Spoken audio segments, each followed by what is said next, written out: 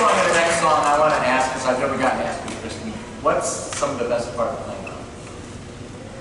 Oh, wow.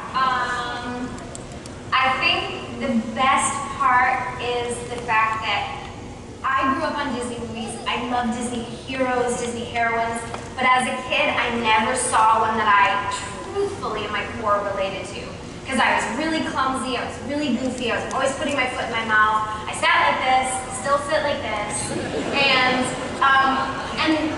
the most fun of this movie for me, beyond working with all these talented individuals, was getting to create a Disney princess that I felt like I wanted as a little girl. Because I felt like the goofy girls were being sort of underrepresented a little bit, you know? And getting to make that happen was my favorite part. Right. Well, animated musicals always have what we call an I Want song. And if you think back, when we worked on Little Mermaid, it's Ariel, and Ariel wanting to be on land, or Belle wanting to adventure in the Great White somewhere. And what an I Want song really does is it takes your main character and express all their hopes and your dreams for the future.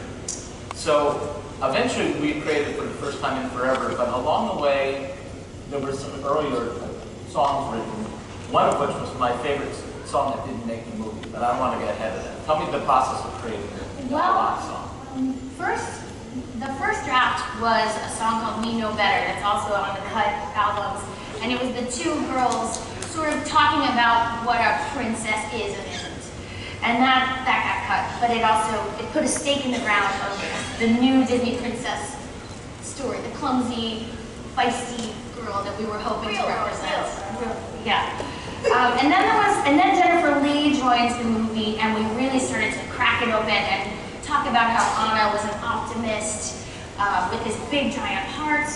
And the theme, the first pass was sort of head versus heart, and the intention was to write a movie where an ordinary girl with a huge spirit and heart could actually be more powerful than a sister with superpowers. Right, and there was this idea of the heir and the spare, that Elsa was the heir and Anna was just the spare.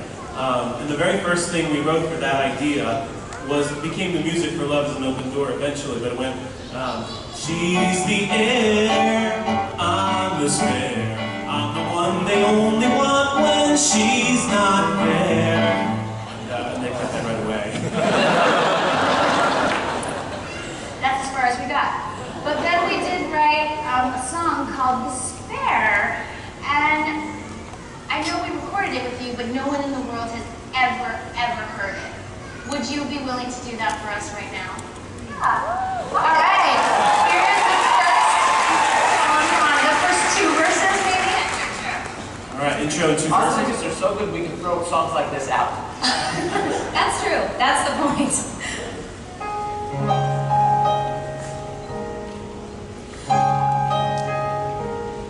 I'm not part of the town, not born to be queen, just somebody hopelessly in between. She's the scholar, athlete, poet. I'm the screw-up, don't I know it? I mean, who could ever compare? Of course they're gonna think I'm just despair. Well, I won't care. So I'm the extra button on a coat in case another one comes loose. Well, if I have to be a button, why can't I be a button that's of use? Oops. I may lack style and I may lack grace, and every so often I fall on my face, but this little button deserves a place in the sky.